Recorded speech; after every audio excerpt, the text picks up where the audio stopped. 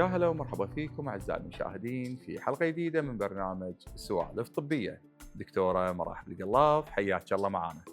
الله يحييك دكتور محمد، وشكرا على هذه الاستضافة الجميلة. الله يسلمك إن شاء الله دكتورة، الشكر موصول لحضرتك. دكتورة مراحب القلاف، حضرتك مختصة في بعض المشكلات اللي تسبب التأخر اللغوي وأيضا مشكلات النطق. دكتورة، هذا التخصص الجميل واللي باعتقادي الشخصي أنه هو يرتبط ارتباط مباشر وكبير خصوصا في ناحية الطفولة، وهم المرحلة اللي تو بداية تعلمهم للحروف والنطق، وإذا كان عندهم هذا التأخر وأيضا الطرق العلاجية. دكتورة، نبي نتكلم في البداية عن التأخر هذا اللي يصير في الناحية اللغوية. دكتورة، كلميني بشكل مفصل عن التأخر وما هي أعراضه. التأخر اللغوي طبعا احنا خليني اقول لك شغلة بسيطة. نعم. وايد نسمع الأهل يقول لنا العيادة ويقولوا لنا أنا ما أشوف إن هذا أصلا شيء شايد، مو مشكلة كبيرة. صحيح. لأن عمه أصلا كان عنده عنده هذا التأخر. هالشيء، ما صحيح. سولف انطلق إلا فجأة ب4 سنين 5 سنين، ولا نعم. إن خالته أبوه وأمه نفس الشيء. صحيح. طبعا التأخر اللغوي هي مشكلة، مو مجرد شيء يمر مرور الكرام وإنه يروح خلاص، شيء لازم نحله. أوكي. التأخر اللغوي شنو معناته؟ يعني بشكل طبي لما يوصل الطفل على عمر 1 و6 شهور المفروض أنه تكون عنده على الأقل 10 كلمات يستخدمها بشكل يومي. أوكي. اللي هي مثلا ماما، بابا، عصير، حليب، إلى آخره من الكلمات اللي تكون مألوفة. ماي، أبي بالضبط، مثلا. أي شيء يستخدمه بشكل يومي. صحيح. شيء فانكشنال احتياجاته. وظيفي. بالضبط. صحيح. إذا الطفل ما عنده الكلمات هذه على عمر 1 و6 شهور احتمال كبير إنه يكون متأخر.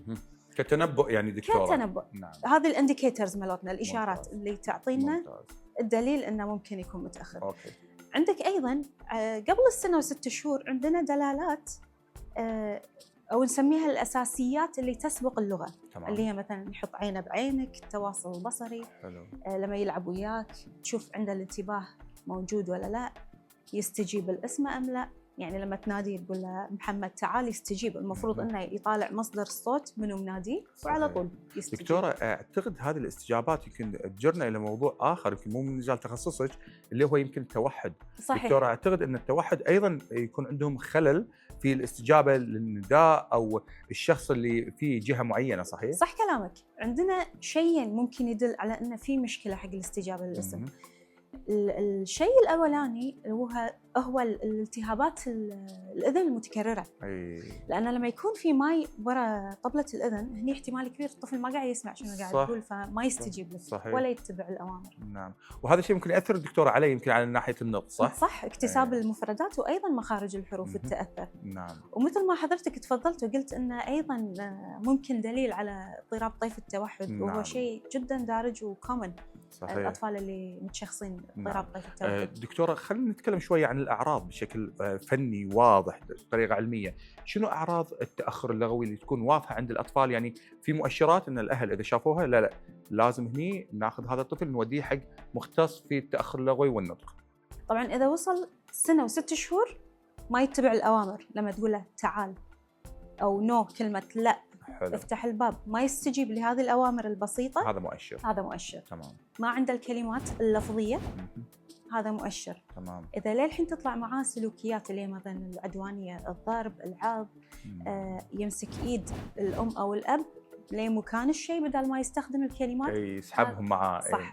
فهذه كلها مؤشرات أن الطفل عنده تأخر لغوي. ممتاز. دكتورة مراحب القلاف، عندي الكثير من الأسئلة وراح نتكلم عن الطرق التشخيصية عندكم مثلا في العيادات وأيضا الطرق العلاجية، لكن إن شاء الله بعد الفاصل. أعزائي المشاهدين، ناخذ فاصل ونرجع نواصل حديث الشيق مع الدكتورة مراحب القلاف.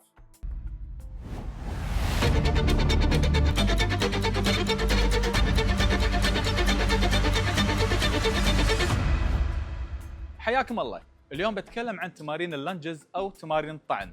طبعا هذا التمرين من التمارين المهمة والأساسية اللي لازم تكون موجودة في يوم الريول. شلون راح نتمرن هذا التمرين؟ في له طريقتين وتركيزين على العضلات.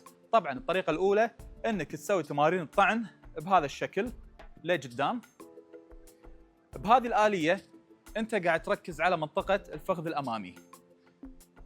في الطريقة الثانية إذا تبي تركز على المنطقة الخلفية ترجع خطوة لورا بهذه الطريقة، يسمونها بالإنجليزي reverse lunges. انت بهذا الشكل قاعد تركز على منطقه الفخذ الخلفي اثناء النزول، فقاعد يصير مثل نظام النيجاتيف ريب. طبق هذا التمرين دخله في تمارين الريول عندك بعد الليج بريس، بعد الليج اكستنشن، شيل معاك دنابل وطبق هذا التمرين، وان شاء الله راح يشد معاك العضله وتشوف نتيجه وايد حلوه.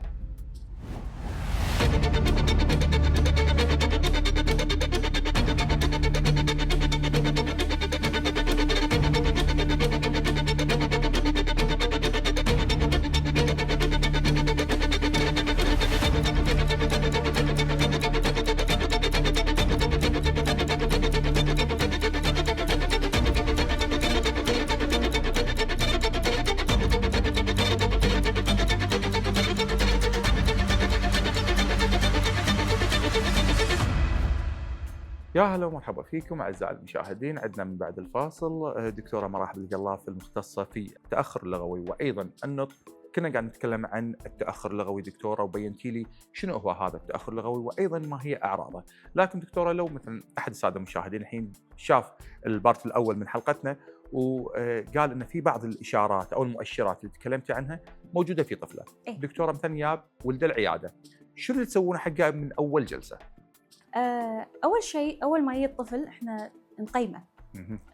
جلسه التقييم اللي هي بيسكلي شنو تكون؟ تتضمن ان نبحث في الهيستوري، نبحث بتاريخ العائله.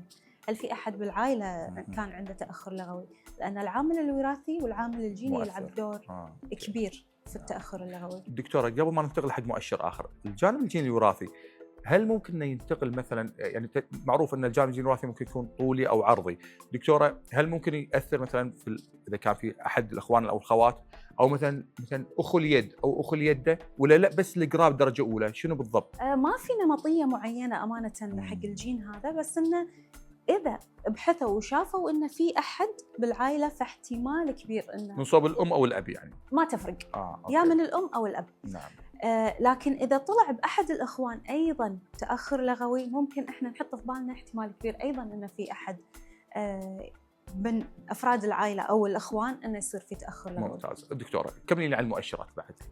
فعندنا أول شيء مثل ما قلت لك إنه نبحث. نعم. بعدها نشيك على الجانب الصحي للطفل. هل انولد ولادة مبكرة؟ هل إنه كان في مضاعفات بالحمل والولادة للأم؟ نشيك على مثل ما ذكرت لك التهابات الأذن المتكررة، إذا عنده لحمية مثلا انتفاخ باللحمية واللوز نشيك عليهم. فهذه كلها شغلات تأثر على التطور اللغوي. نعم. أيضا نشيك على الجانب الاجتماعي والبيئي.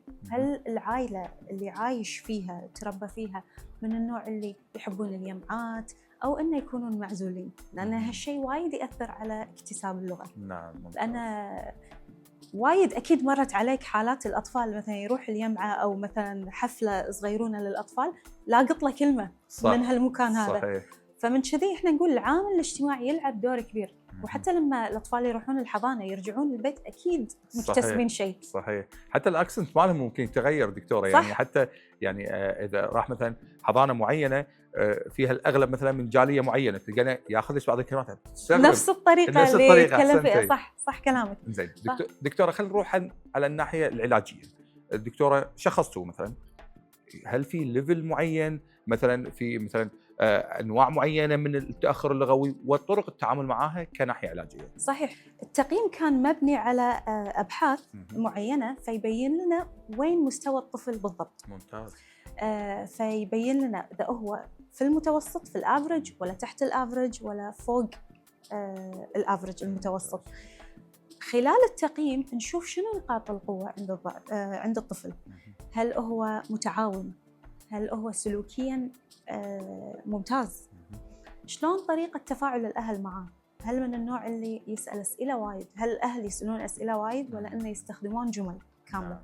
أنا أحط ببالك كل ما أنت تسأل الطفل كأنك أنت قاعد تختبره طول الوقت. صحيح. فالطفل هني كش وخلاص ما يبي يسولف مع الأهل. صحيح. فهذه الشغلة جداً مهمة. يعني لازم نوصلها للأهل. لازم تعطون النموذج الجميل والسليم حق الأهل حق الطفل باستخدام الجمل بدل ما أنه نختبره ونسأله طول الوقت. صحيح. فعلى هذا الأساس نشوف مثل ما ذكرت لك نقاط القوة، نقاط الضعف، ونحط الخطة العلاجية المتكاملة للطفل بالاستعانة طبعاً بنقاط القوة حتى نبني عنده النواقص اللي عند ممتاز الطفل. ممتاز.